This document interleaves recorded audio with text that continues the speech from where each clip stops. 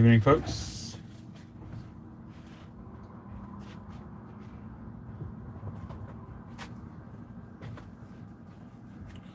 Hope everybody's well.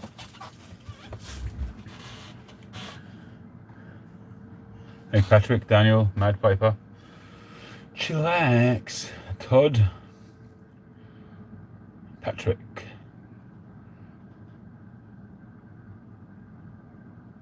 You're back to work, Daniel.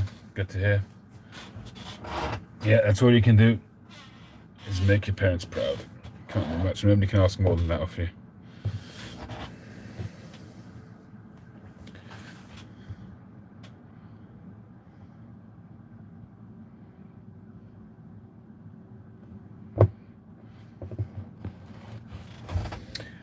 Okay, folks. So, hi, Jack.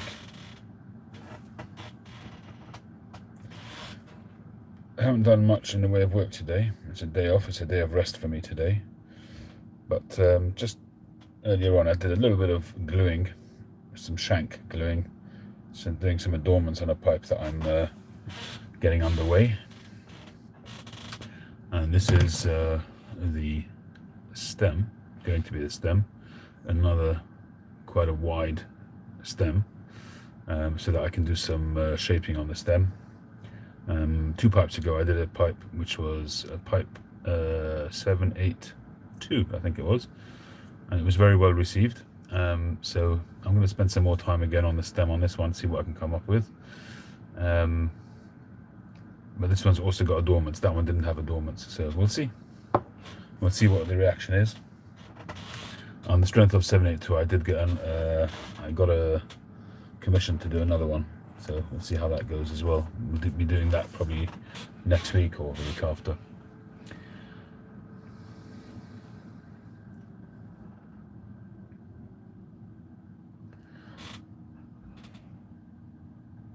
Gabriel, man.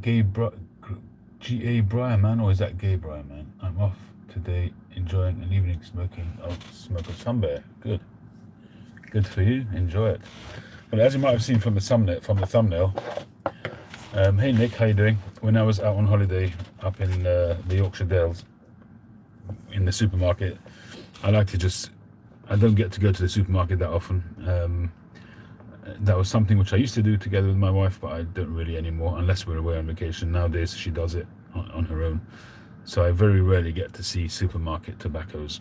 But when we were on vacation, we were obviously out all together.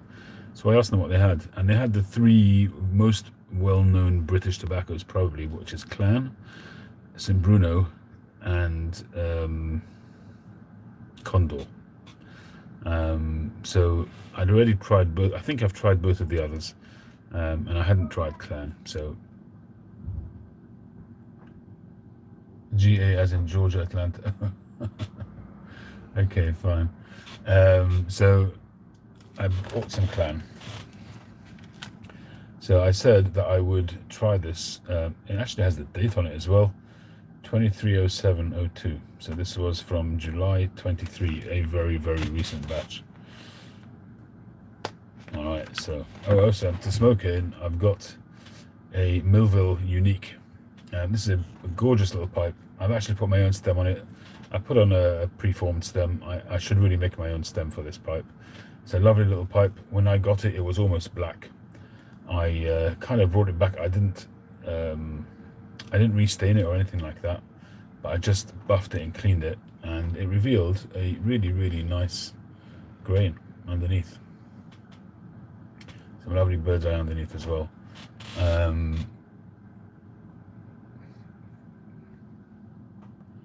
Auric. I don't remember. It was such a long time ago that I tried Condor. I honestly don't remember. The Brigham, I think I still do have somewhere, yes. Hey George. Hey Dwight, how you doing?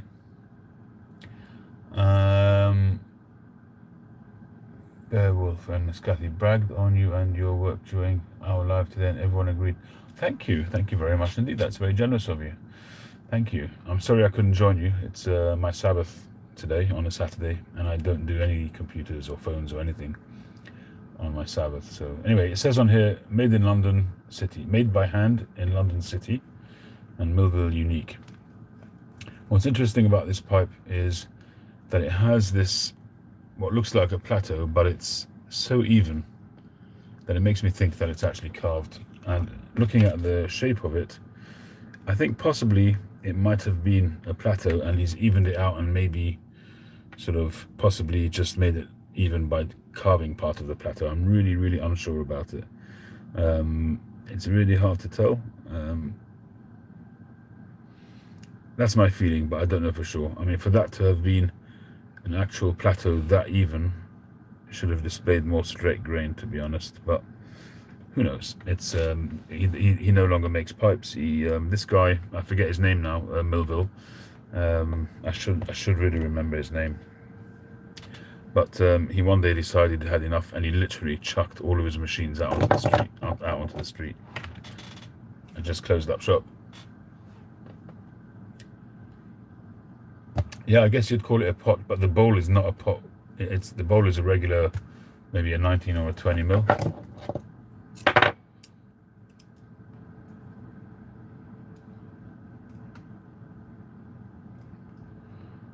Oops.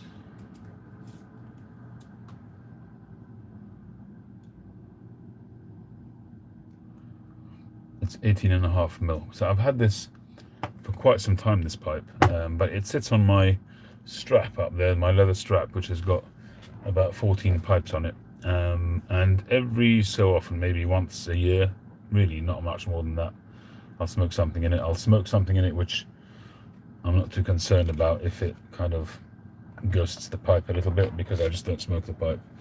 But I think that if I was to make my own stem for it, I can see I've already re-drilled it.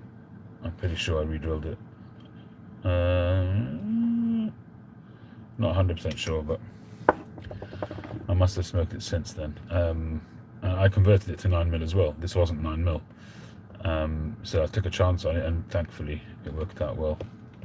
But I think I should really make my own stem. It deserves it. It's a part of British history, London history. Alright, so let's look at this clan. Have any of you guys smoked clan?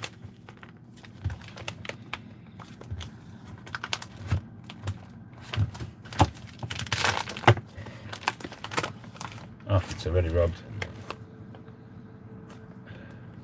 It smells a bit vanilla-y.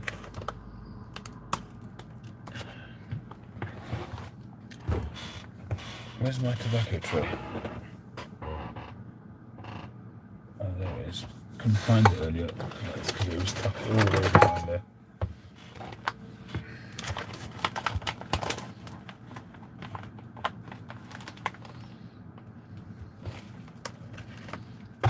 So that's it's a nice little ready rubbed cake. It's obviously been pressed in there, but it's already rubbed. It looks like Weetabix. Do you remember Weetabix? Any of you guys actually eat Weetabix?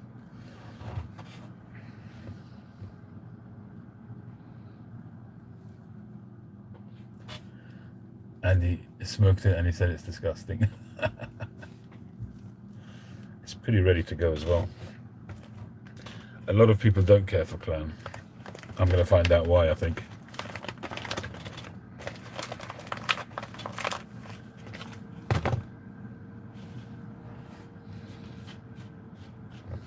Hi Sharon. Josh, how you doing? Long time no see. Did you get your pipe yet, Josh?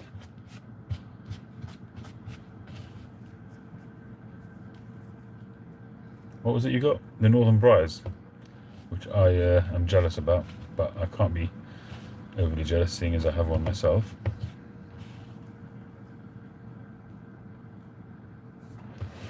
Lots of bright Virginias in there, very bright. You're smoking it now, cool. I hope it's smoking well for you. It is new, unsmoked, so you will decide its flavour, I guess. What are you smoking in it, Josh?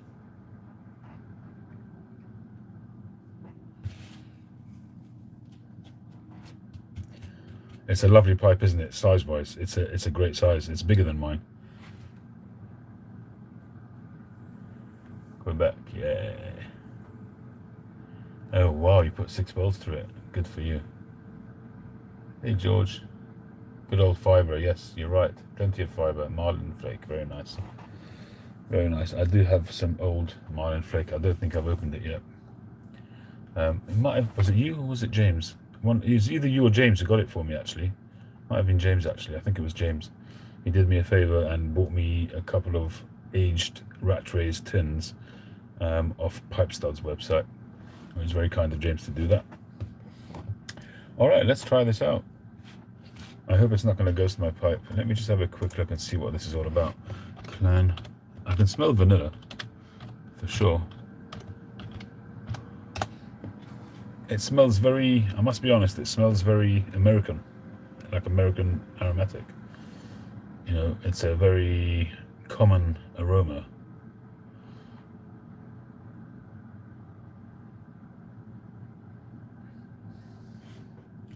Clan Original.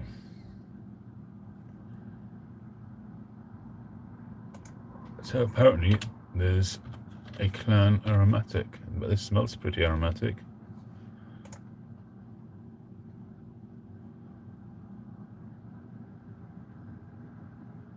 Oh, aromatic is the original. Okay, fine. Tobacco Reviews, what site is this? Have they changed the way the site looks? Tobacco Reviews? It looks like they've changed the logo. It looks like a Trinidad logo.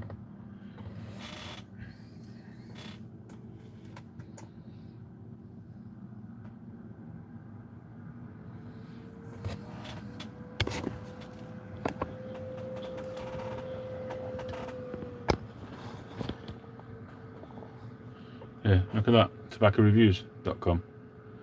It's changed.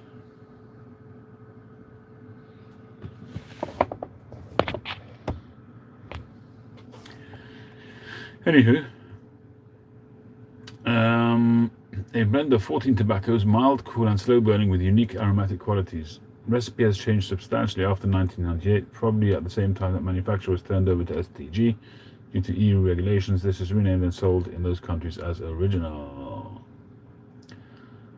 Black Cavendish, Burley, Cavendish, Kentucky, Maryland, original Turkish, Perique, and Virginia. Alcohol, liquor, other miscellaneous. Shag. Who doesn't love a shag?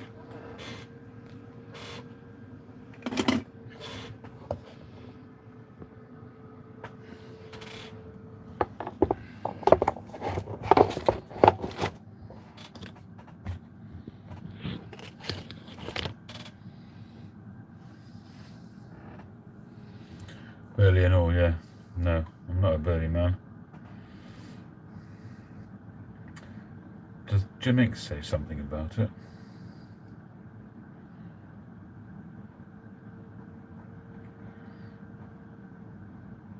No, not seeing anything. Oh, Pipe Stud says something.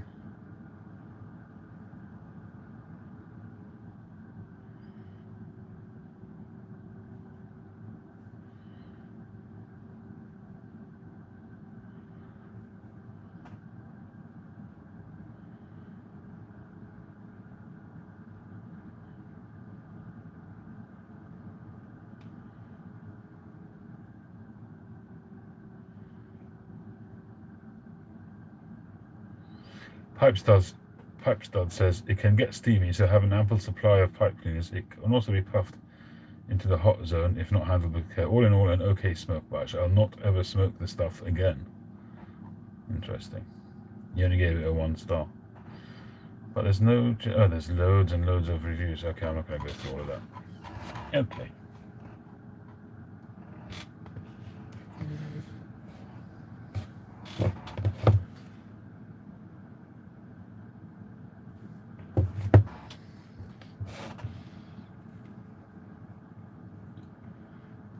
The main thing I wanted to be sure of is that there was no Lakeland in here, because that would worry me. I don't want to ghost the pipe. But the tobaccos look very, very bright, I will say that. Hey Adam, pipe wondering? Did I see that he's in the house? Oscar, hi.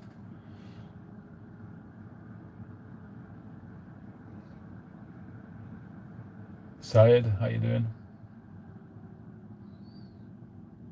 Boris, how you doing, Boris? Long time no see. Hope you're well. I hope you're recovering well.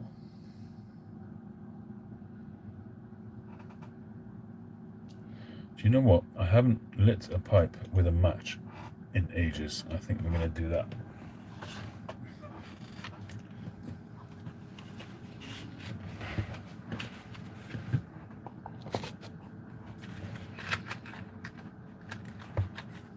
Hey, Justin.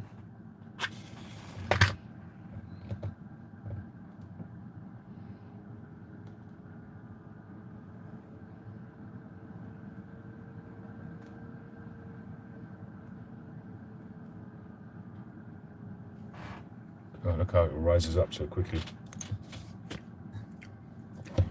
Well, first straw, nice and toasty.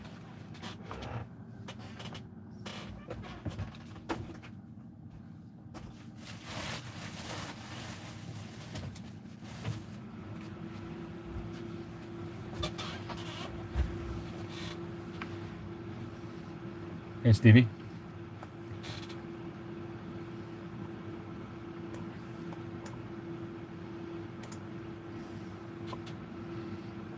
Pipes and Cigars had some samba. I'm still waiting on mine. I haven't had the delivery, nor have I had the grey slip to say that I'm being charged. So there's still hope. No news is good news. Sometimes. All right, let's find a temper.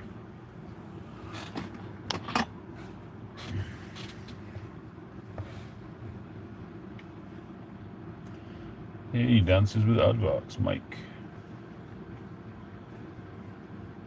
Give me a chance. I've only just literally lit it the first second.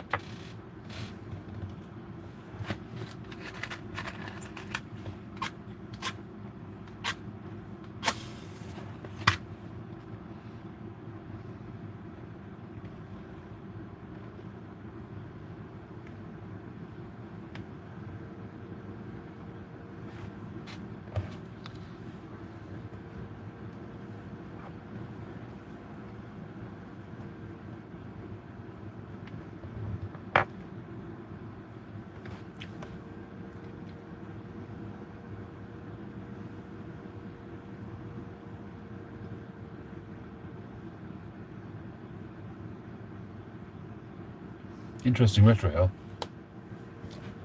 It's a flavour I can't quite describe.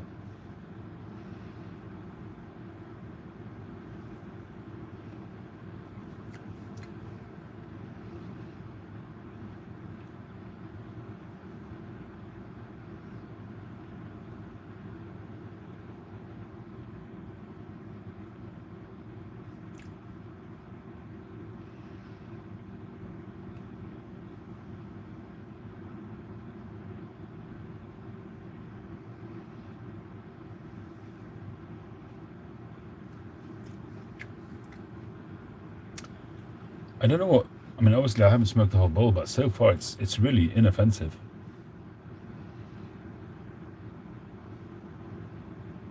It's got an interesting bright retrohale.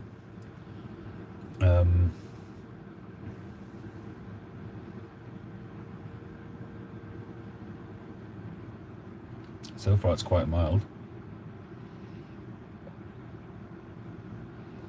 And I wouldn't be surprised if this pipe smoked it in bucket loads in its earlier guys, whoever owned it previously. I mean, I bought this as an estate pipe, so it's probably quite an old pipe. But it's got lovely thick walls. It's a lovely little pipe.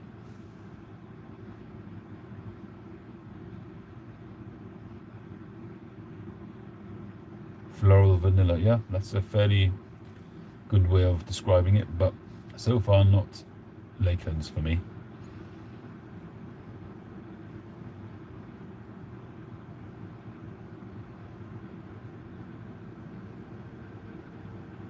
I'm getting a bit of that burley, a bit of that dryness, which I get from burleys.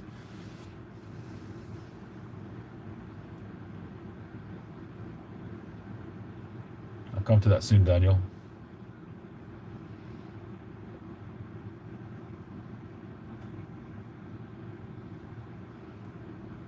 even though I've only just started, for smoking it for a couple of minutes.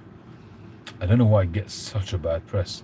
I can understand some people like it, some people don't like it, but it's not so offensive to say why so many people would sort of criticize it.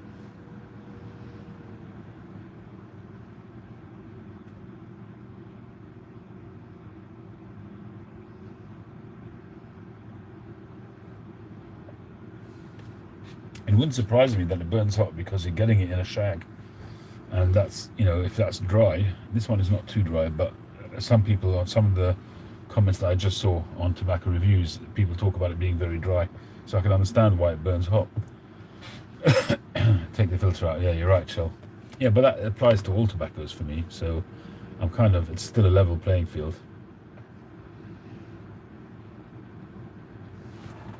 But I guess it's going to be different to people without a filter. I agree. You make a fair point.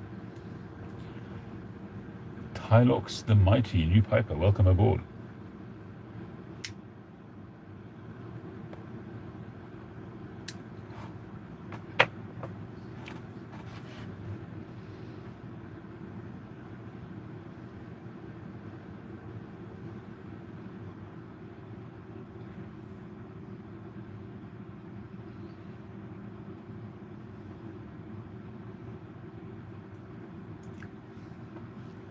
Where are you based, Tylox? What do you smoke? What's your favorite tobacco so far?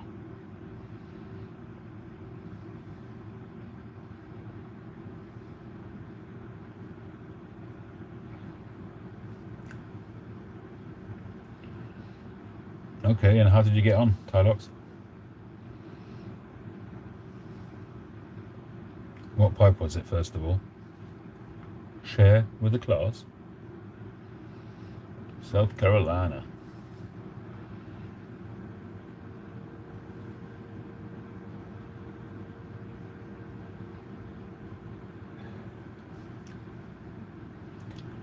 Jarl.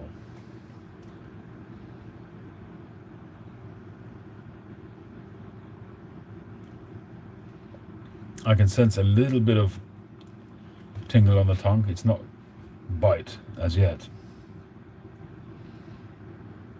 And I can sense that there is some spicy heat in there as well, which is probably being diluted by the filter. So she'll actually make a good point, but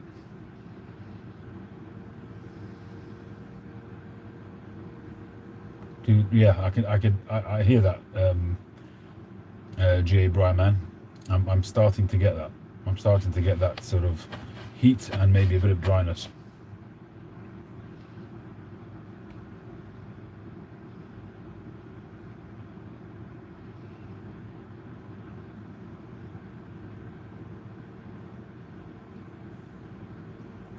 You're a new pipe smoker and you've already got some Bear Tupelo. Good for you.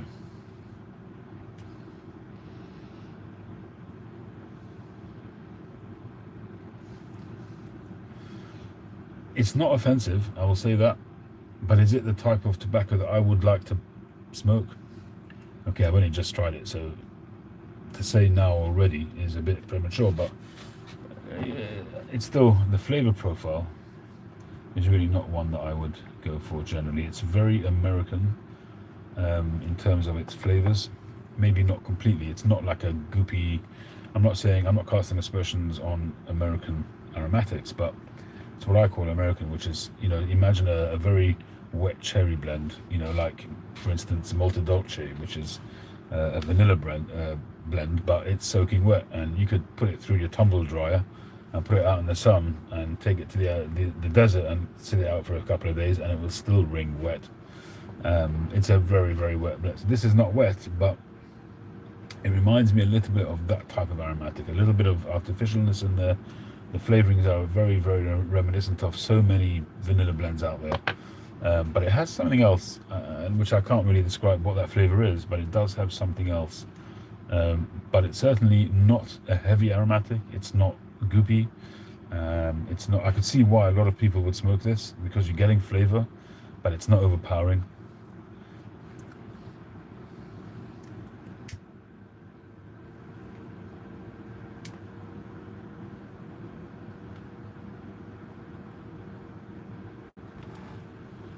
14 varieties apparently. I just went on to smoking tobacco reviews. It says 14.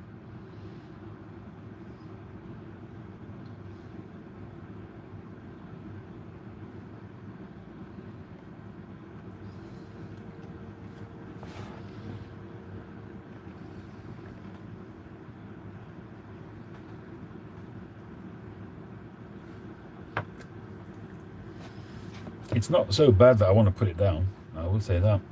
I don't know if that's if that goes against the grain or not.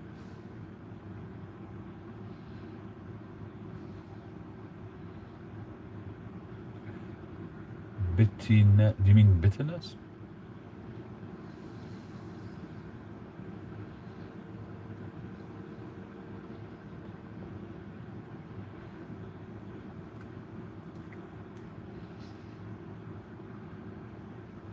From what I remember of this as a kid, one of my teachers used to smoke this. The room note was amazing. I'm not going to obviously smell that, but the room note was just fantastic. Yeah, creme brulee, you'd have to leave it out a little bit, but it's a nice, very aromatic.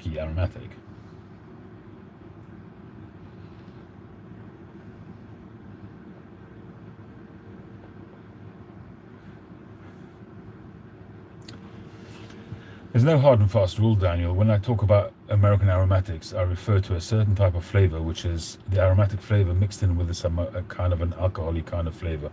If you smoke some of the Boswell aromatics, which are some of the better aromatics, but if you smoke those and you compare it, perhaps say to McBaron's, any of the vanillas, but certainly vanilla roll cake, you compare that to any American aromatic, you'll see what I mean. It is kitchen sink, yes, George. But you'd think that you'd get many more flavors and much more complex flavor, but I don't.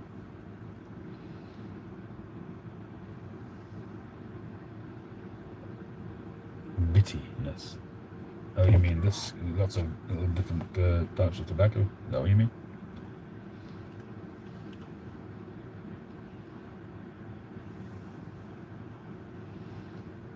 My glasses are giving me a hard time. I was working on a block the other day, and I let go of it by mistake. I was on the shaping wheel, and I wasn't holding onto it fast enough, and it flew out of my hands. The first time in however many years I've been making pipes, it's the first time I've had a block fly at me in the face. It got me straight. Not good bit of luck that I was wearing glasses. It hit me straight in the glasses. It actually hurt my eye because of the force of it, but it didn't do any damage to my eye. But it basically not just scratched, but it actually scraped off maybe a little bit of material in two spots. So every time I'm looking ahead, I've got these sort of hazy bits in the middle, which is driving me mad. I've made an optician's appointment for next week, so hopefully we'll get some. I've decided to get an eye test at the same time, so we'll get new glasses or lenses or both.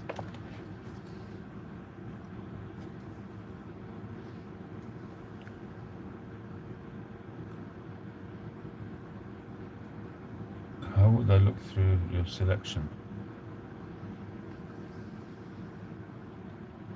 At least I still have an eye, absolutely. You almost got yourself buffing a knife. Man, that is scary. Can you imagine that? If you're working on a knife, if you're sanding a knife or you're grinding a knife or buffing, and it flies at you, pointy end. Oh, that's too scary to even think of.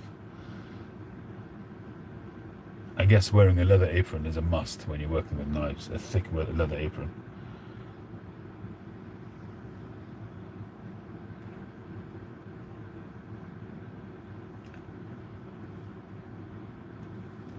Oh, bitey.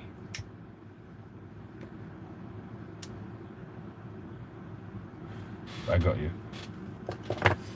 Okay, which tobaccos age well and which one not so much?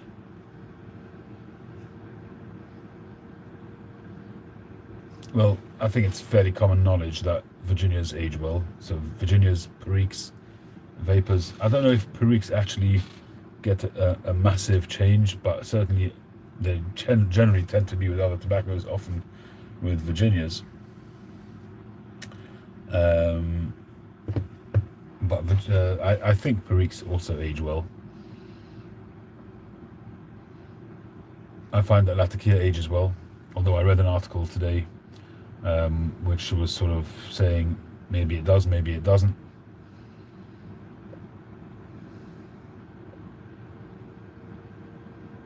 Which company? Um, I don't smoke enough of Cornell and Dill and GLPs to be able to give you any comments on that. McClellan's, again, their tobacco is so distinctive, their flavoring is so distinctive. To be able to say how well it ages, I also couldn't answer that. But if you talk to me about straight Virginias, then yes, that I could say, whether it's Dunhill, Navy Rolls, okay, it's a vapor, but that kind of genre, whether it's Audit Golden Sliced, whether it's any of the Virginia kind of products, the Peter Stockerby ones, the luxury twist, the bullseye, the Danish pipe shop, the my own blend, vintage flake, that one ages very, very well. I think any Virginia flake is going to age very well.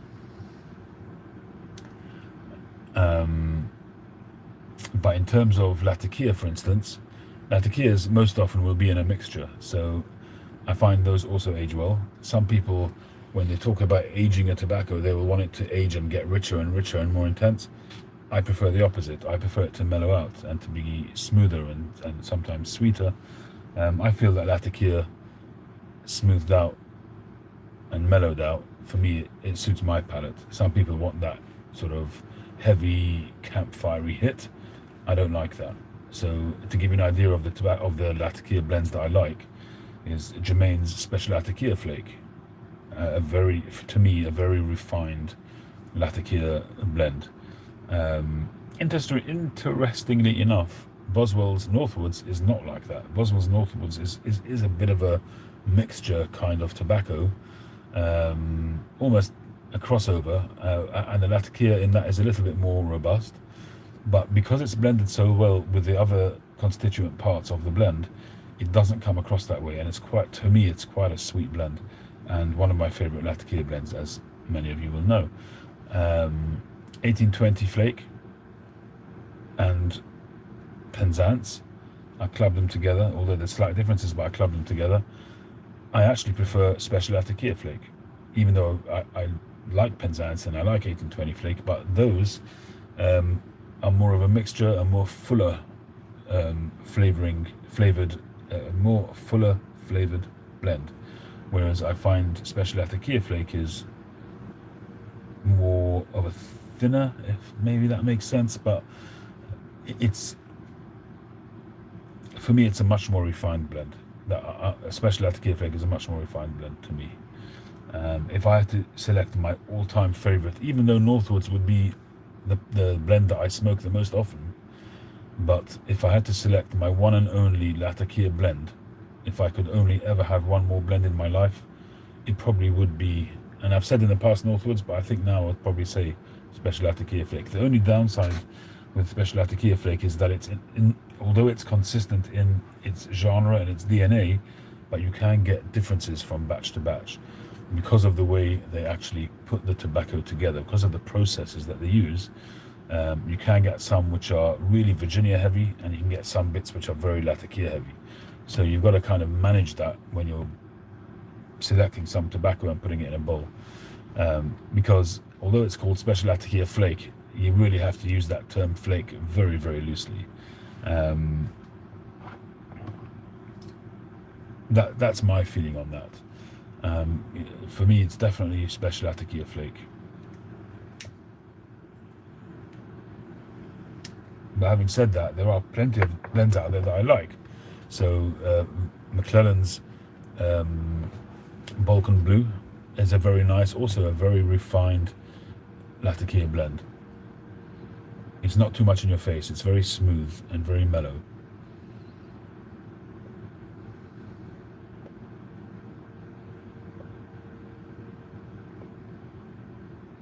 A loose flake is one way you could describe it, yeah. Well, it's kind of more. We don't get them here that often either, to be honest, Brian man.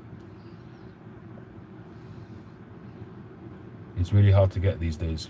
It's probably easier for us to get it than you guys, but and I would say that for you it's easier to get Penzance than us. We can't get Penzance here, but to be honest, it's probably harder for you guys because you've got such a much greater amount of people after a relatively small amount of tins.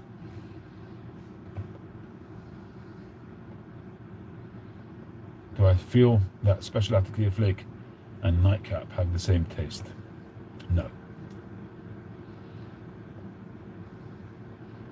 Okay, so Vintage Syrian, Patrick, is a very nice blend. I'm lucky that I do have a few tins in my cellar.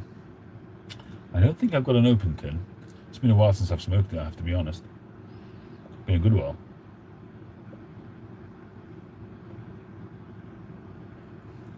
But I found it actually really quite potent. I found it to be quite full, and I often smoked it in a meerschaum just to trim off the edge of the flavor profile, and I found that was better.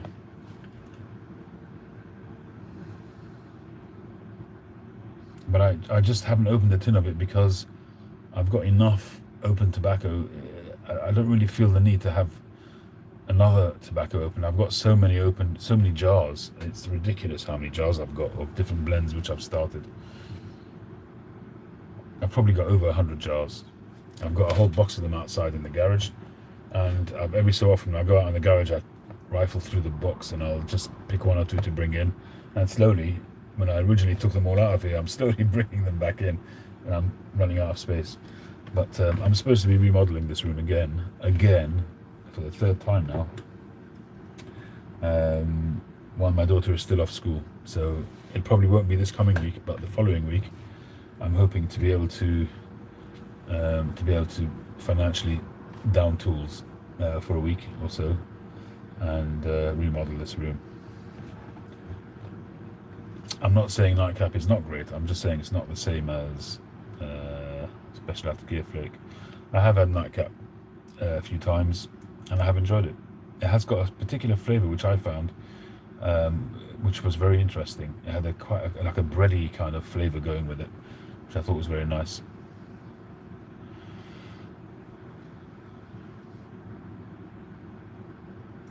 Three years, Patrick, on which? On Vintage Syrian, right?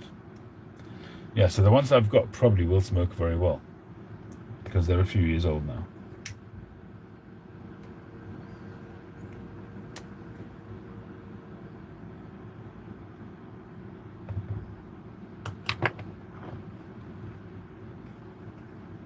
I need to do a revisit on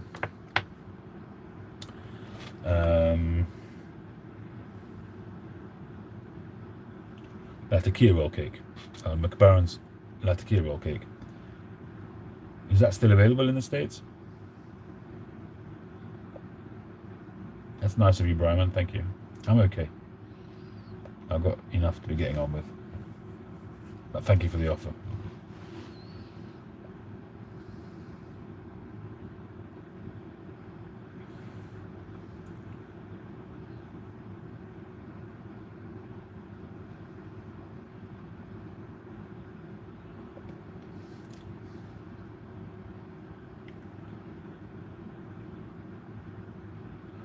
I mean, it's actually not bad, the clan. I'm not gonna diss it, you know. It's not bad. The only downside for me, maybe, is there's a little bit of a pinch at the back of my, at the top of my throat, the back of my mouth, which I'm not sure what that is. And the flavor's quite mild and, not I wouldn't say bland, but it's just uninteresting, really. Best Balkan blend. I have to look at the ingredients of Northwoods, but if it is a Balkan blend, then I would say that. Special Latakia Flake is not a Balkan blend. I would say 1820 Flake and Penzance are, probably.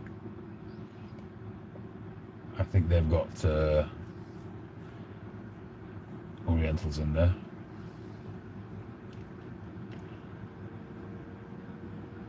Yeah, I've tried the Hearth and Home. I can't remember what it's called, maybe White Horse or Black Horse or something like that, a long time ago. I don't really smoke that. I've really narrowed down.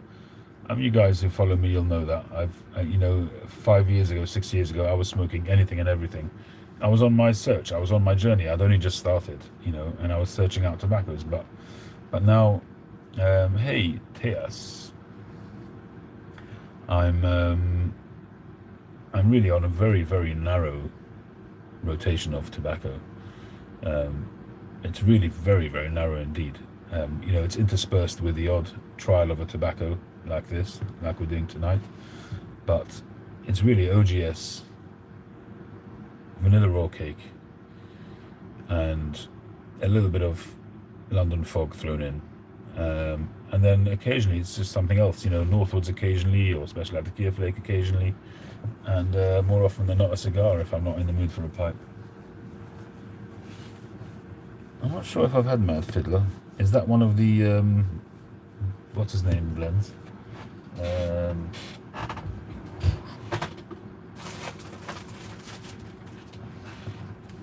The Ken Byron Ventures, is that one of those? Somebody sent me this Virginia and Perique, this vapor. I can't remember if I've tried it yet.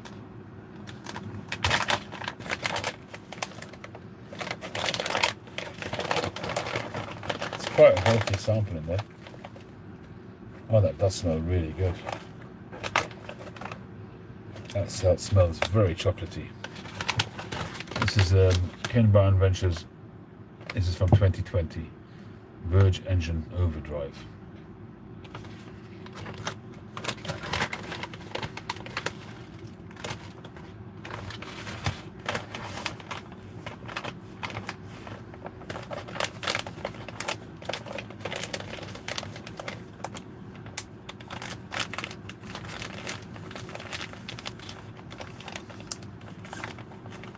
So a Balkan blend, to my knowledge, I'm no expert, but to my knowledge, it'll be something like Virginia, Orientals, Latakia, Perique.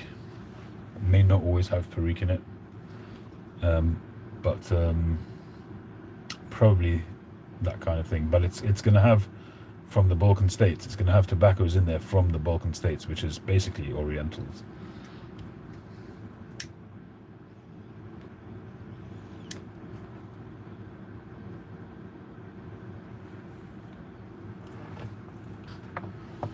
It's okay, you know. It's not terrible. I'm not dumping it.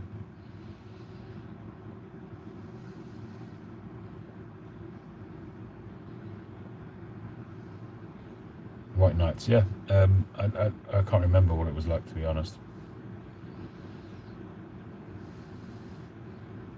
I mean, I haven't even tried what people say is the match for Balkan Sobrani.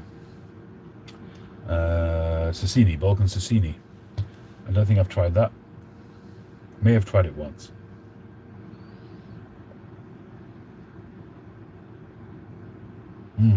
Rasulet. I don't remember the last time we talked about that.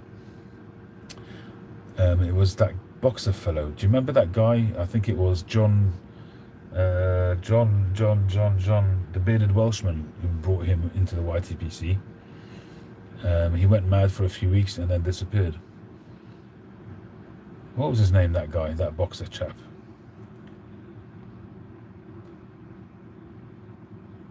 Any of you guys remember that saga? He and I had a bit of a tussle. That was a bit of fun. Old Dirty Piper, thank you, Josh. Has he still got his channel up? Let's have a look.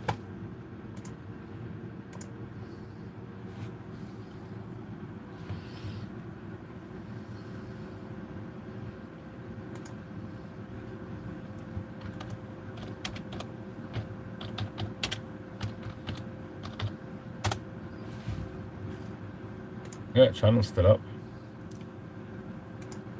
There's only one video on there. Coming to your YTPC if you want me or not. That was 4 years ago. Well, I guess he's taking his videos off. Good job too.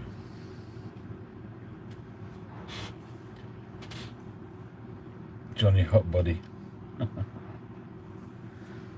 A wrestler, right? Okay. Well, his channel name was fairly apt, I think.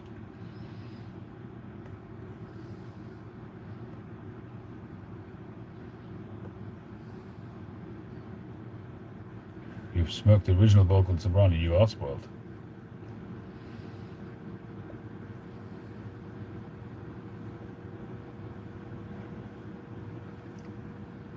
What is the cost to ship one of my pipes to the US? I charge £18 for that. It's a flat rate.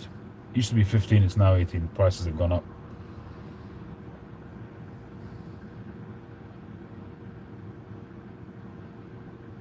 So it's about 20 something dollars, $22, $23. Maybe $21, something like that.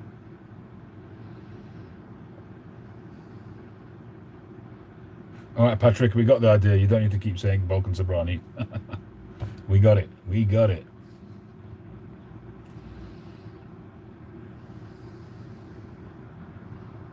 He's not. Patrick always has trouble with typos. There you go. Sobrani 759. All right, you don't have to write 759. He's done it.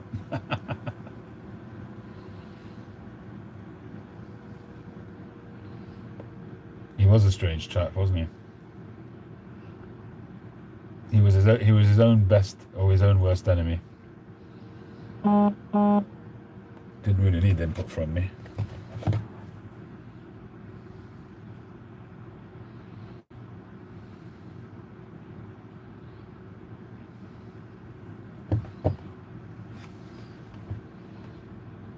'14 Old Dark 5, nice.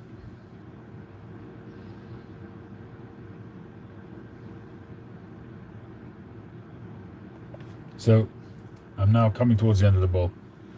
Definitely getting burley coming through. I'm getting that cardboardy kind of flavour which I get from burleys. I'm not a big burley fan, but it still has some of the aromatic flavour there. There's a bit of a dirty kind of sensation, maybe a bit of ashiness, I should say. But other than that, the flavour's still there to some extent.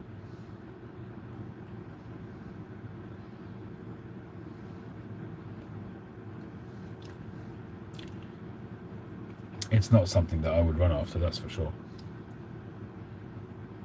But if I was stuck on if I was stranded on an island and they only had this, I'd smoke it. Would it lead me to stop smoking a pipe? Maybe, over a period of time, maybe.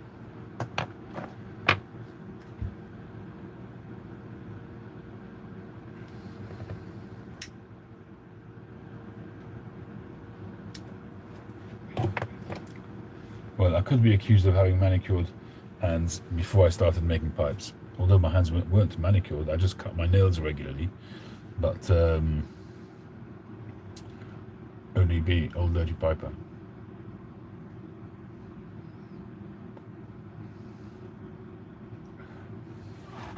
But certainly haven't got manicured hands now. My hands are beaten up. But they're relatively okay, all things considered.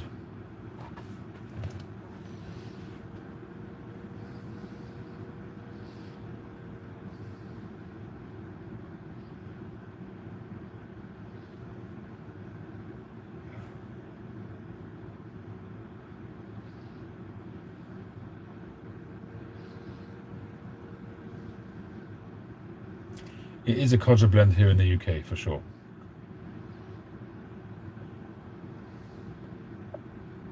Like I said, in the supermarkets, you're most likely to find either this Condor or St. Bruno. Those for sure I would say, are the three most popular blends that you can buy in the country over the counter. I mean, there are, if you speak to GQ Tobaccos or My Smoking Shop or any of the British websites, I'm sure there'll be lots of different tobaccos which they'd say are favourites. And amongst those will be plenty of Lakelands. Lakelands are very, very popular here in the UK. Oh, I've smoked Mellow Virginia for quite some time.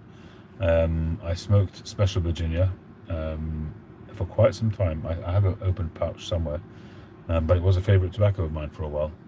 Yeah, it's a nice tobacco.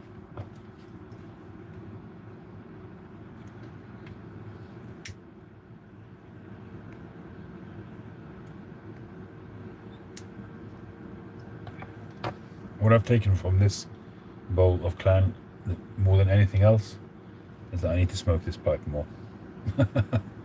It's a lovely pipe, it really is. Really, Boris? That's interesting. Do you have any tobaccos there which are considered tobaccos of your country that produced there?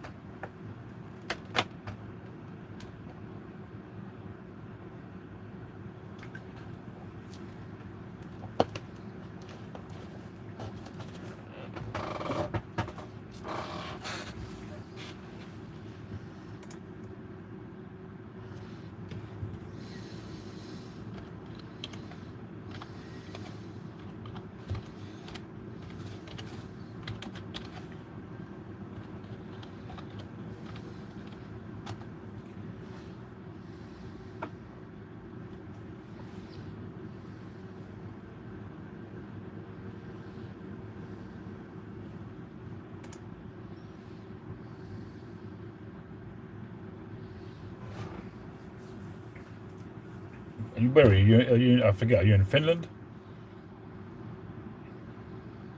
Is it Finland or Sweden?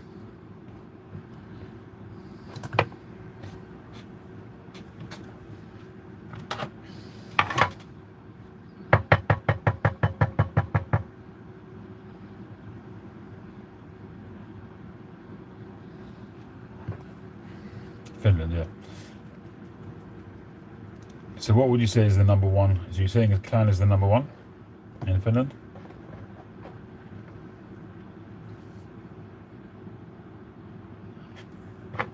Thanks, Andy.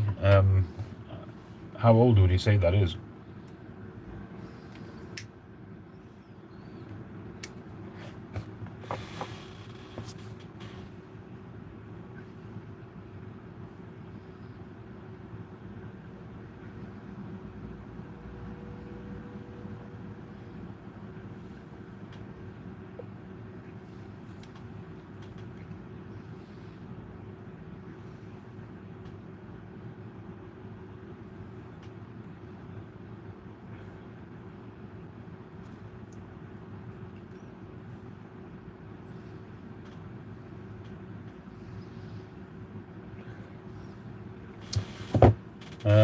I haven't tried Edgeworth. I've been promised now by two people some Edgeworth sliced, and neither have come through so far.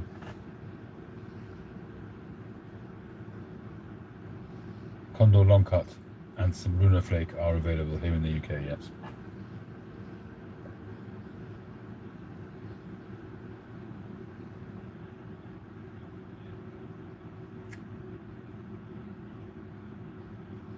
Oh, in Finland, right.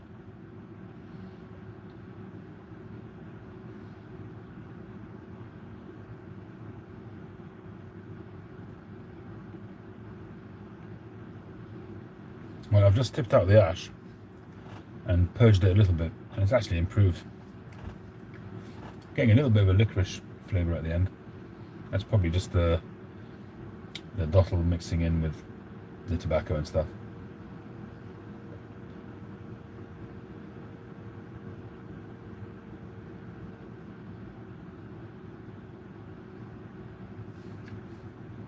Like I say, it's not terrible. 25 to 30 years old. Remind me, Angie, are you here in the UK? If you're here in the UK, I would say yes. If you're not, then I would say no.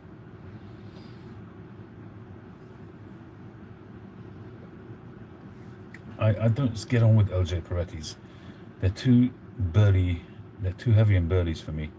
And even those which are not burlies, they've got that flavour, they've got that LJ Peretti flavour, which I don't get on with. What are you making today, Josh?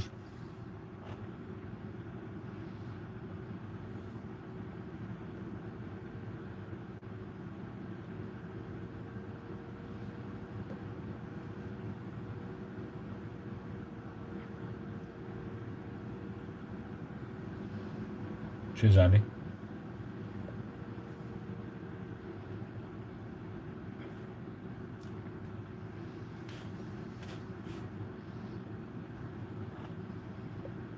You have an aged 50 gram tin. My oldest one is probably about 20 years old, one of the small square ones. A bench, it's nice of you. For your mother-in-law as well. You must love your wife a lot. Enjoy your shower. You know, Josh, you're the only spanner that's left on my account, I think. Or at least that joins the account.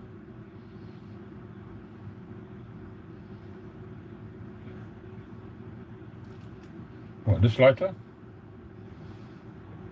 These are just regular clipper long nose lighters. You can get them on Amazon.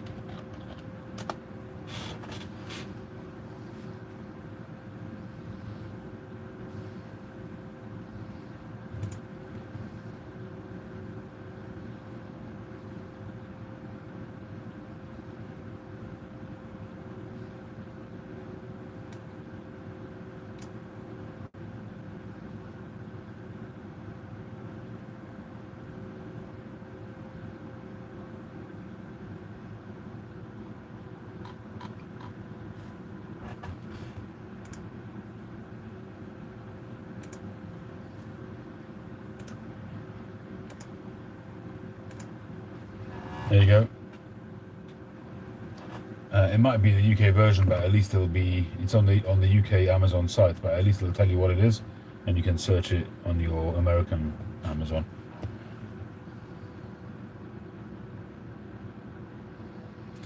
McBaron Classic, I think that's just the regular vanilla cream, isn't it? Am I right, Boris? I've got the Peterson Old Boy Style lighter, and those I'm on my third one of those. They didn't last that well, so I don't take it out. I just have it here. I haven't used it in ages.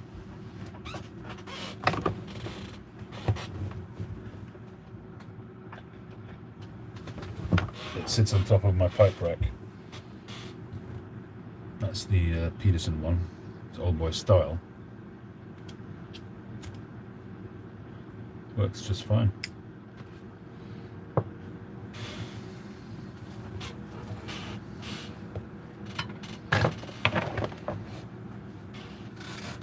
Well, I'm glad that there was no Lakelands in this blend, so it wouldn't have ghosted. It was quite mild as well, so that was pretty much the bowl done. I smoked it almost to the heel. And I think I'm going to make myself a better stem for this pipe because it deserves to be smoked. It's a piece of British history and it smokes very well. Lovely Millville. It's a pot shape, but the bowl is quite narrow.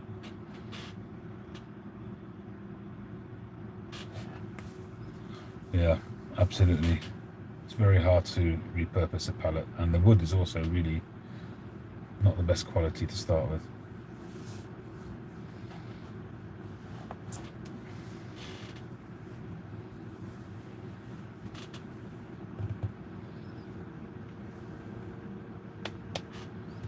Well, vanilla cream is another good blend. It's my first the vanilla blend from McBaron that I smoked, and I smoked quite a lot until I discovered the vanilla flake. That was courtesy of James Stambo. And then when they released the roll cake, I was hooked on that. As Josh actually is the one who made the description of it having that extra little flavor of like a cookie dough kind of flavor, which I found a very good way to describe it. And I've got a jar of vanilla cream which I don't touch because if I've got roll cake, why would I touch vanilla cream? And I don't touch the vanilla flake. Although recently I opened a tin of the vanilla flake, not a tin, a jar, which is aged really nicely. It's gone almost black, the flakes, and it was delicious. I do remember that.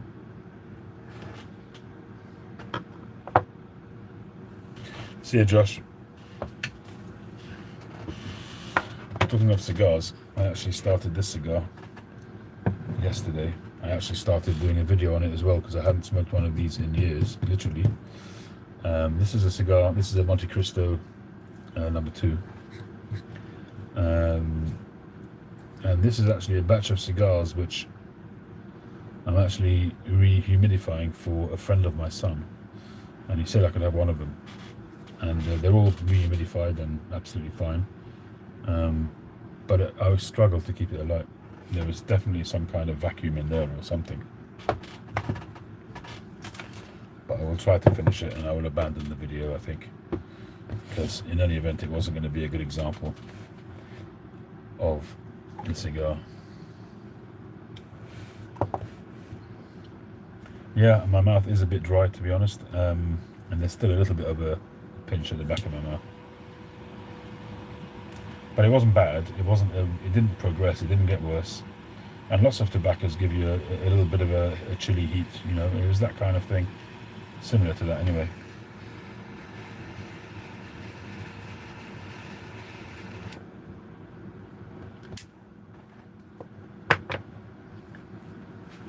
See you, Tylox.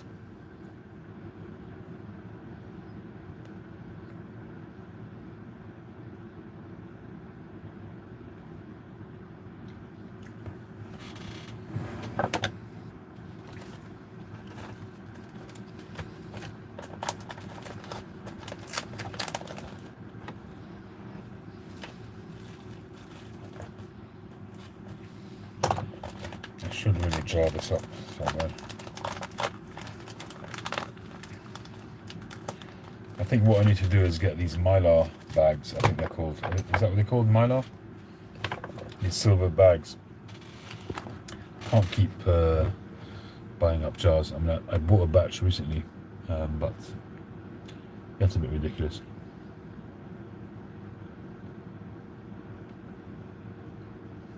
I didn't make this ashtray. This was made by Roughworks, by Jason, somebody called Jason. He doesn't do this anymore. He hasn't done it for a few years now.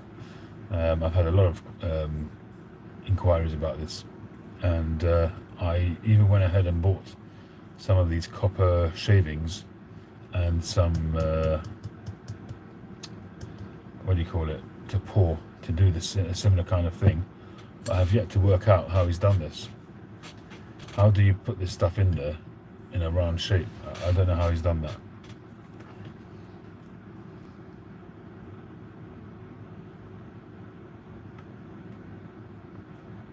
I was actually thinking about this recently. Anybody got any clues? I mean, some of it's actually starting to come out, and I'm trying to think whether this is a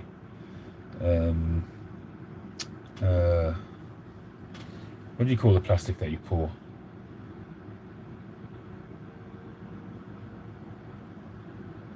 Yeah, it may be that it was glued in, I don't know, because that would make sense. No, it's not hammered in, it's just loose, it's loose stuff. Resin, yeah, sorry, thank you, Daniel. It looks like it's resin. I don't understand how it's done though. I mean, there's, I don't know if you can see this.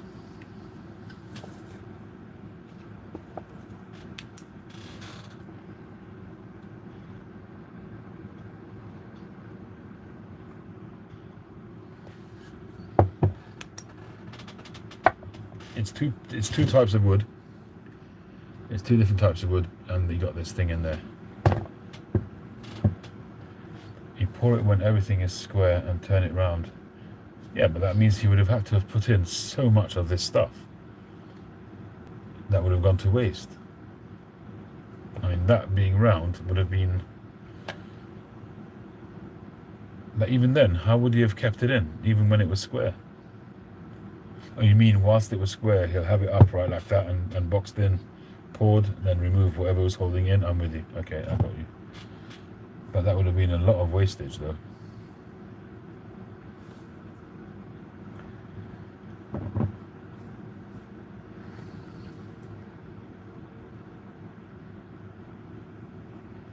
I bought some of this. I don't know if I've brought it in or not. It might be in the garage. If I have it here, I'll show it to you.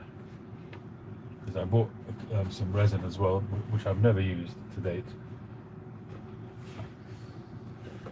I thought I might have brought it in here.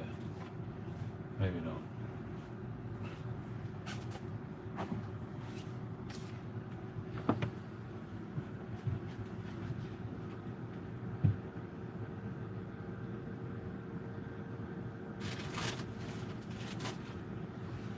No, I don't see it. It must be still outside. But you can. I bought it on eBay. You buy a bag. You can buy it by weight, and it's just shavings. It's machined shavings.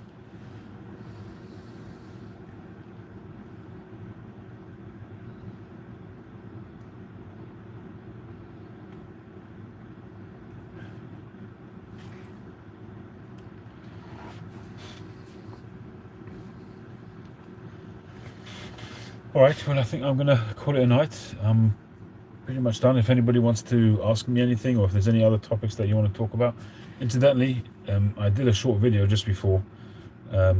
This topic's been going around. Oh, by the way, if anybody's interested in this beautiful little author, that's still available on my website. If it stays there another day or two, I'm going to smoke it myself. I'm in love with this pipe. So, fair warning.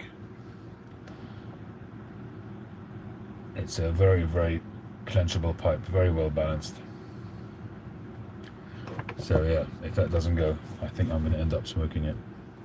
What was I saying? Yeah, so Chad's video on RIP the YTPC.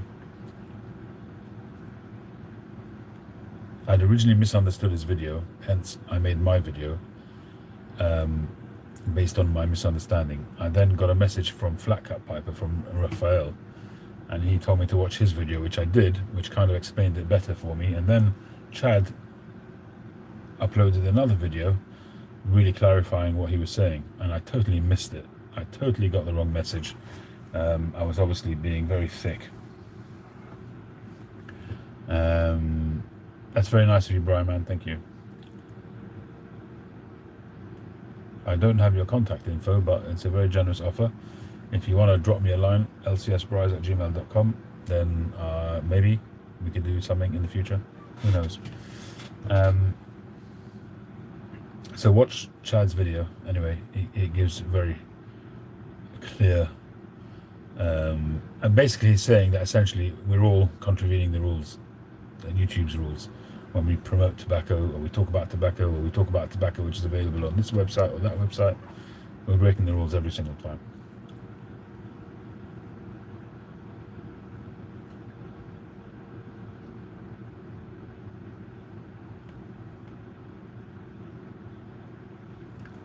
But I guess there must be lots of breaches of rules and regulations, as long as, I think his main point is that there are certain things which will attract attention more than others, and if we're not careful, we'll attract too much attention, and YouTube one day will just say they've had enough and just knock it all on the head. It's basically what he's saying, and I think it's a fair point. How I would be able to run things and not contravene, I don't know. I honestly don't know. For instance, he said giveaways. Unless you do them in a very, very proscribed way, you're breaking the rules. If you're doing any kind of competition, that kind of thing, unless you're doing it in a very specific way, you're going to be breaking the rules. Sometimes we talk about buying stuff from overseas, how to do it, how to avoid tax and all that kind of stuff, but if you're promoting a website or a shop, it's against the rules. If you're promoting like for instance, if I'm talking about Boswell tobaccos and I talk about them, I'm breaking the rules. For sure, me selling tobaccos is breaking the rules. That must be for sure.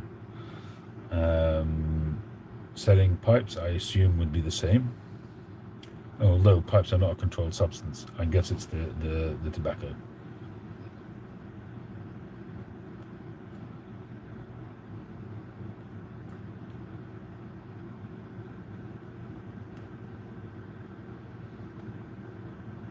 I haven't made a live video anywhere else other than here on YouTube.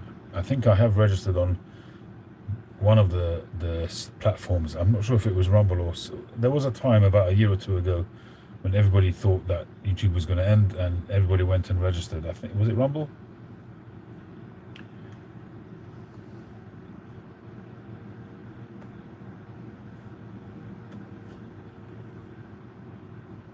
Giving what away, Justin? You want me to give away this pipe? Well, if you give me enough money to feed my family next week, then I'll give it away. No problem.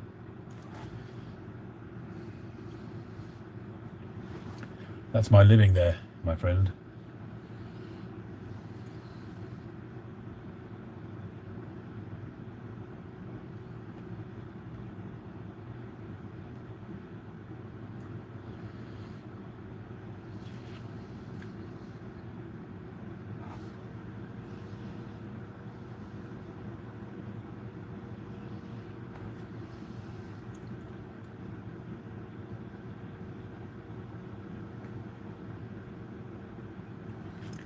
Are you allowed to ship tobacco to friends?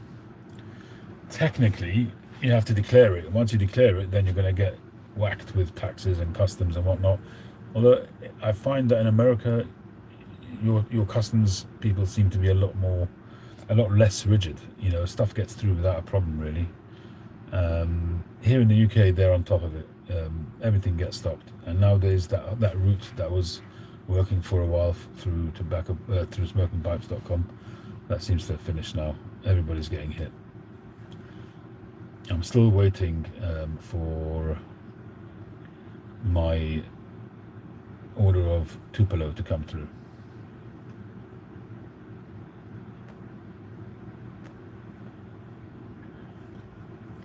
If you send me a gift of tobacco and you declare it as a gift of tobacco, I will get hit by customs, even if it's friend to friend.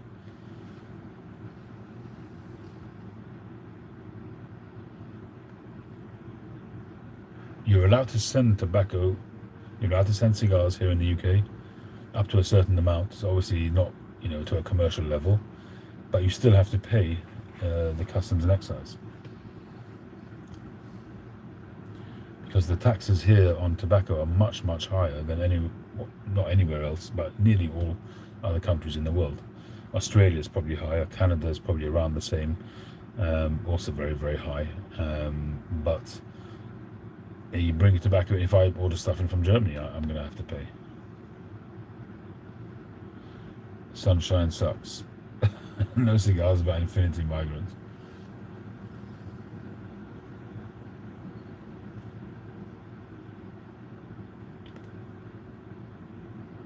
Yeah, so the only thing you can do is do a gift and declare it as something else, and that obviously you take a risk when you do that. You're obviously breaking the rules, so it's up to you to decide if you want to break those rules. When I send pipes out, I describe them as small wood carvings, so I'm not lying. I'm being very open and honest about it. It's not a tobacco product as such. It's used with tobacco, but then you might as well declare matches as a tobacco product. It's used with cigarettes and things, but it's not a tobacco product. Here it's under, I'm not sure what it is, it's 25 or 30 pounds. If you get a gift under that value, then you don't pay VAT, but you do if it's tobacco of any value.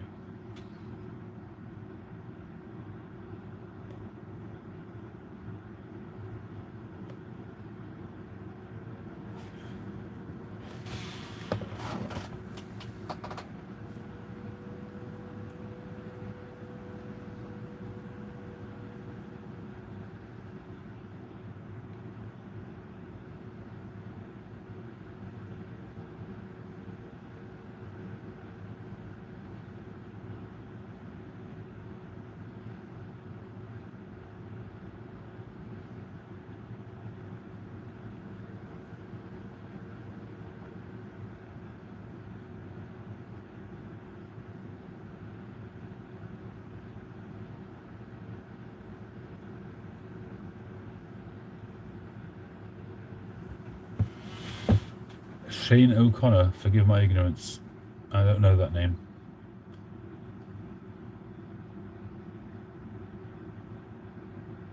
Unless you're talking about Sinead O'Connor. She died a while back. maybe a couple of weeks ago, a week ago.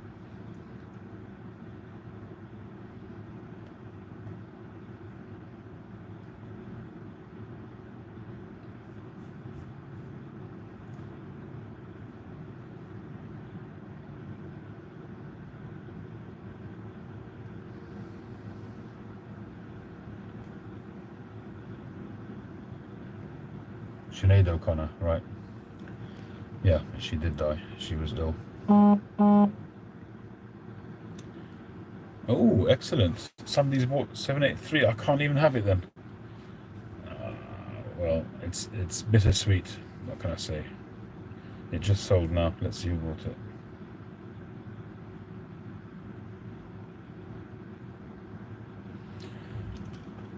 Oh, it's somebody out of Texas.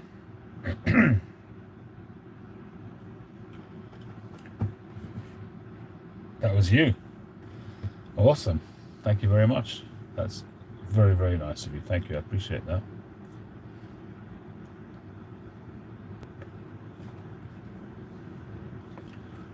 It is a beautiful, beautiful pipe. Trust me, I'm jealous. I know I say it many times because it's often very true. There are many pipes that I make that I would want to have for myself because that's at the heart of how I make pipes. At the heart of it is I make the pipes the way I would like them to be. So this one, because it's got just absolutely stunning grain, more than others, I wanted to keep it. And it's got a beautiful hand cut stem. It's just a gorgeous pipe. In the pictures it doesn't do it. There's one of the things here is because you've got a bit of dark grain here, it kind of makes you think that the shape is different to what it actually is. And it's a beautiful author shape. It really is. It came out very, very well. You won't regret it. It'll be a great smoker. It clenches very, very well. Very, very well balanced pipe. You will not regret it, trust me. Very good purchase, well done.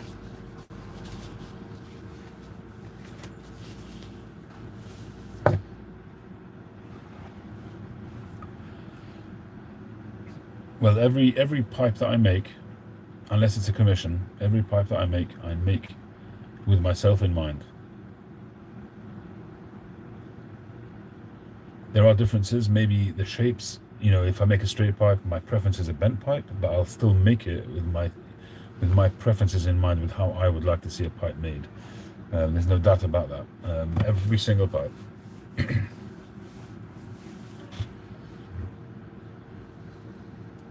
Yeah, exchange rate is not great for you guys.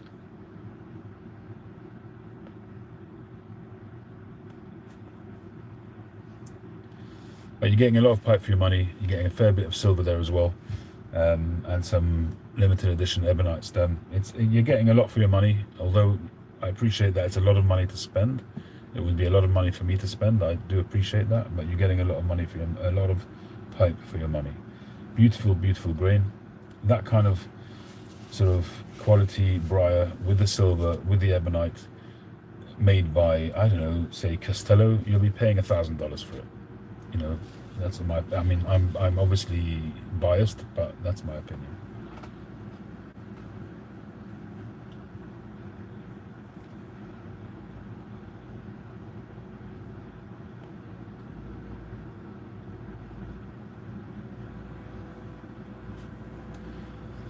I have to price the pipes based on what they can sell for, so there's no point me putting a pipe out there for $500 if it's not going to sell. The fact that I think it's worth a certain amount, unfortunately, doesn't work that way. You ask any pipe maker who's been doing it for less than 10 years, ask them what's the hardest part of making a pipe, and invariably they'll say pricing. Thank you. I look forward to that, Texas. Tejas. Thank you very much. I hope we get to communicate many times.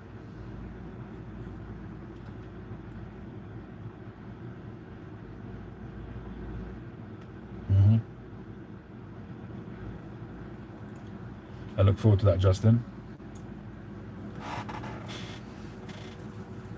It's a great honor for me when somebody commissions a pipe, especially if they already have a pipe, because it means that they like what they have.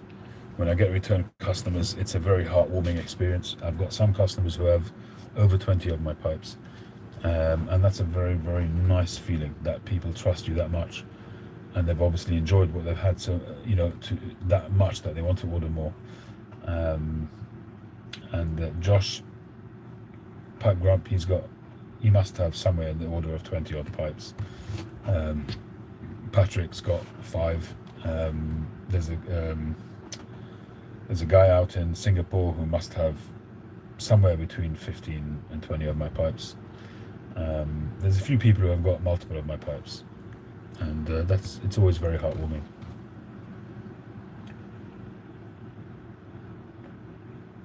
I must revisit that hawkbill shape again. That was the first hawkbill that I've done, and it came out pretty well. And it had a beautiful piece of briar as well, if I remember correctly.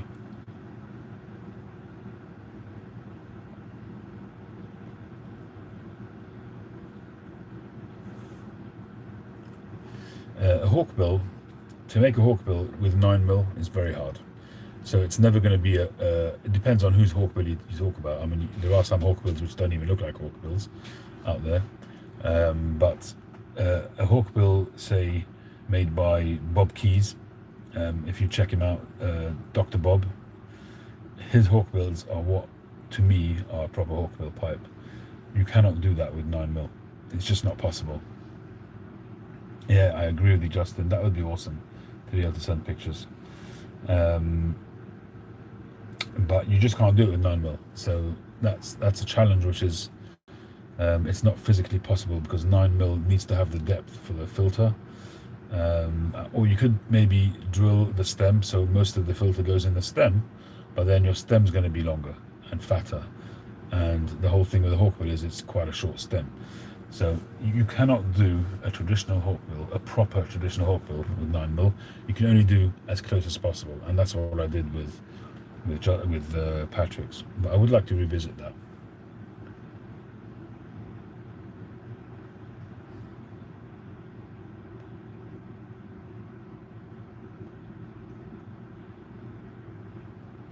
Daniel, put it on eBay.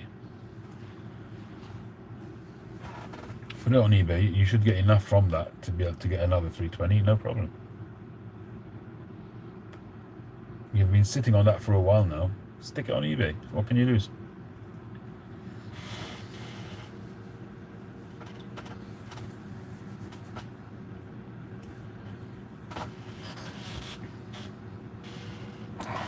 I'll give you a quick view of what I'm doing on my lathe at the moment before I go.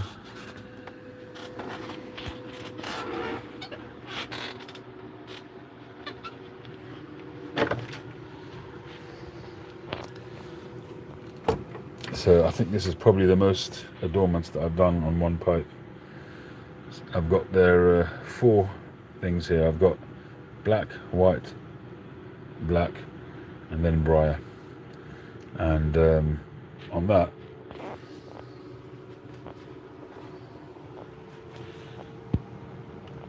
we're going to have this lovely piece of ebonite on there, and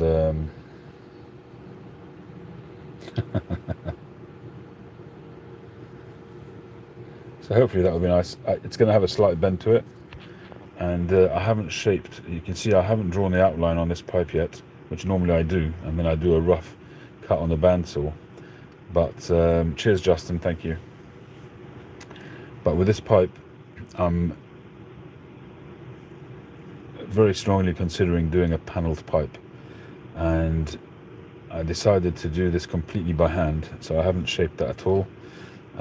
What I will probably do is just turn it round and leave it as thick as possible so that I can then panel it. And the challenge is going to be whether or not I panel the shank. I haven't decided that yet, so we'll see.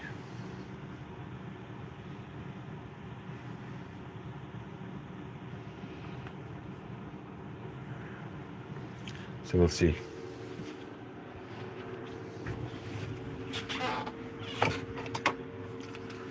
The hawkbill is what prompted your club buddy to order the Dizzy Gillespie pipe. I remember that pipe.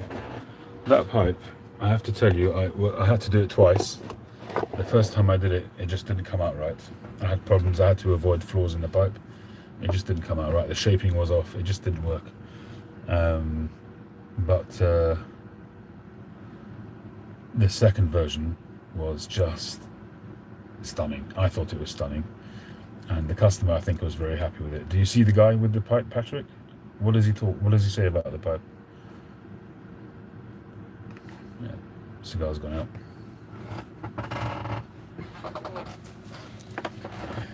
See you, Texas. Thanks very much again for your purchase.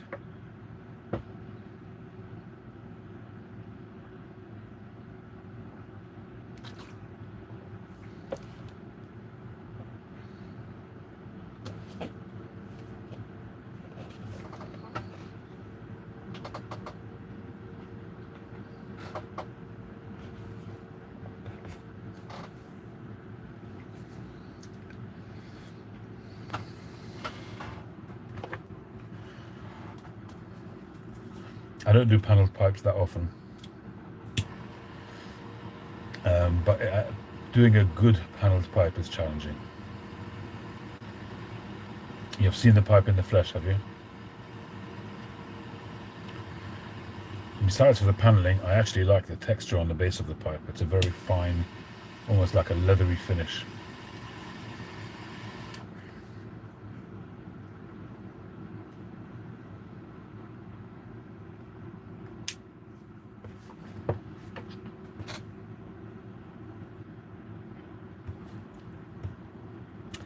There are some pipes, when I go through my history, my gallery on my website, and that only has a percentage of my pipes, but there are pipes on there when I go back and I think to myself, I can't believe I made that pipe.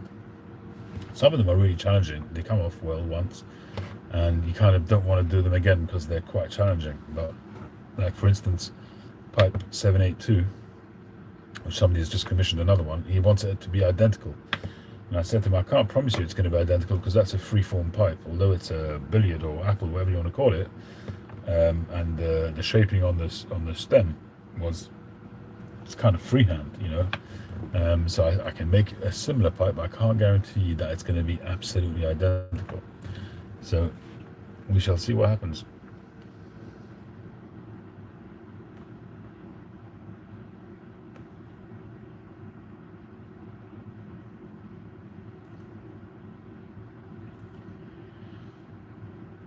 I'll have to try the video of that Dizzy Gillespie pipe and watch that again.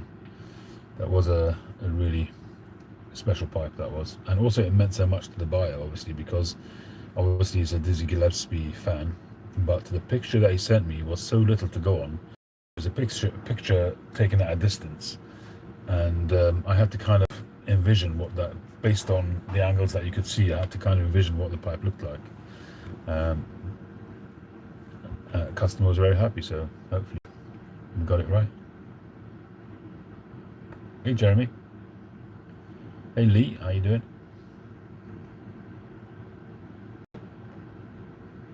We've got a bit of a revival here. I was going about 20 minutes ago, half an hour ago. But thankfully managed to sell a pipe in the process, so that was good.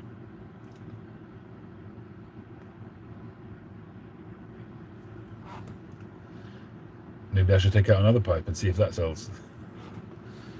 I won't do that. I'm not going to spoil the live by making it into a commercial video.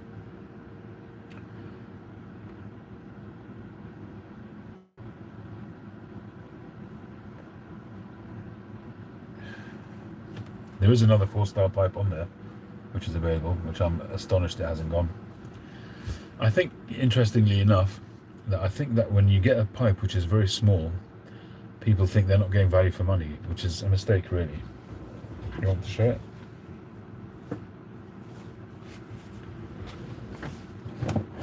This one is pipe 778.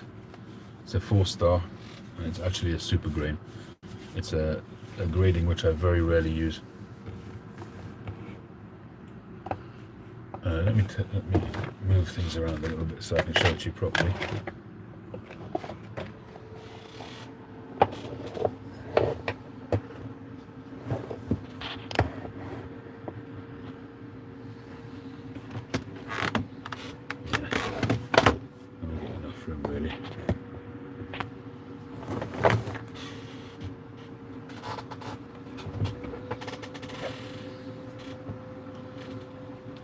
The lighting is not great right now, but the grain on this pipe is just phenomenal. It's got beautiful grain on both sides, cross grain on the base, and you can see there it's got the 4 stars and the super grain stamp, which, as I say, is very, very rarely used. It's got a lovely stem and very lightweight, very clenchable. So that one's been on the site now for a while. Surprised it hasn't sold. I've reduced the price as well. But there you go. You can't predict these things. I've said this many times. You can't predict when a pipe is going to sell. You know, I'll make a pipe which I think is amazing and it doesn't sell. I'll make a pipe which I think is average and it will sell in a second. So you just can't make those predictions.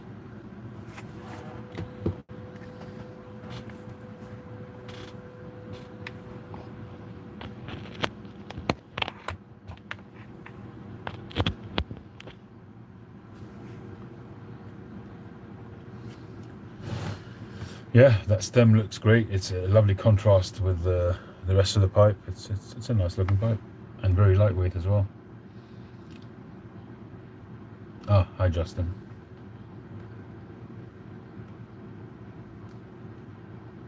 Regards to your diva wife.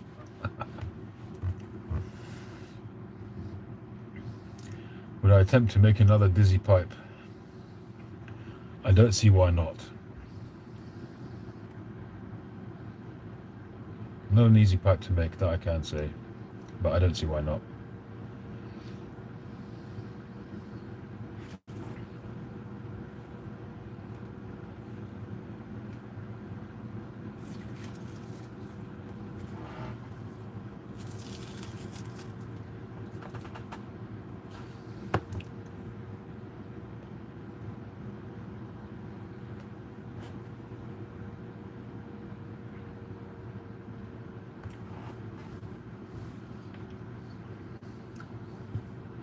Getting a bit of almond paste now on this cigar as it nears the end.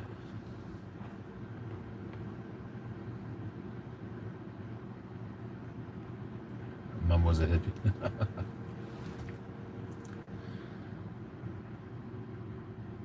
Mama was a rolling stone.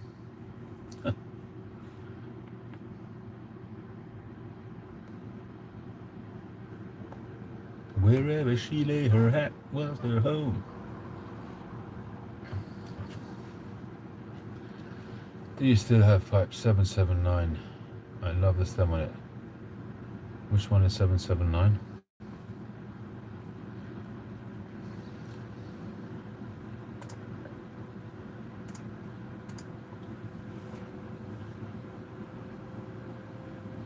Yeah, I've still got 779. That's just 140 quid. It's an absolute bargain. It's like a slight second, but that'll smoke fine. It's an absolute bargain. 140 quid.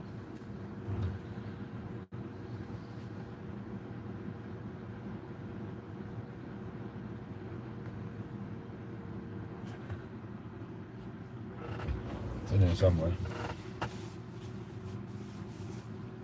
Here we go.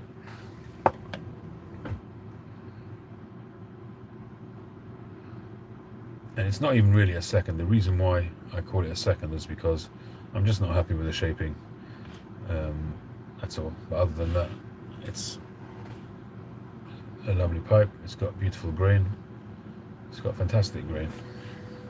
And it really is a bargain.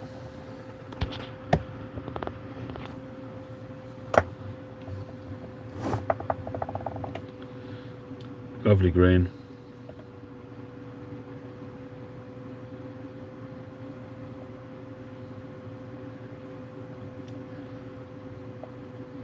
Nice horn cap. Very nice multicolored horn there. It's really, really nice.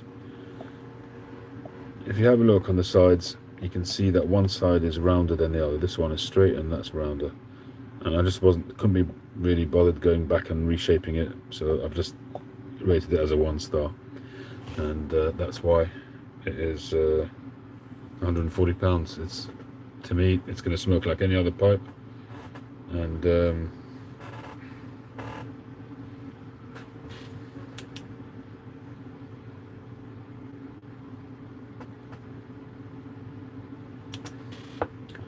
be a shame not to get sold.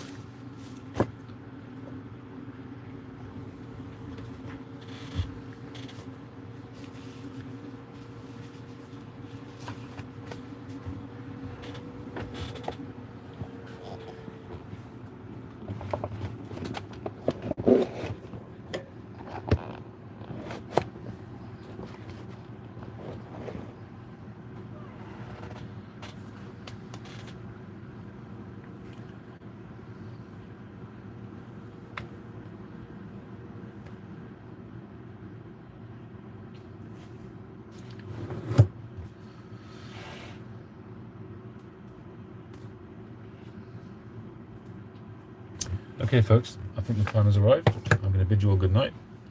It is now 1:45.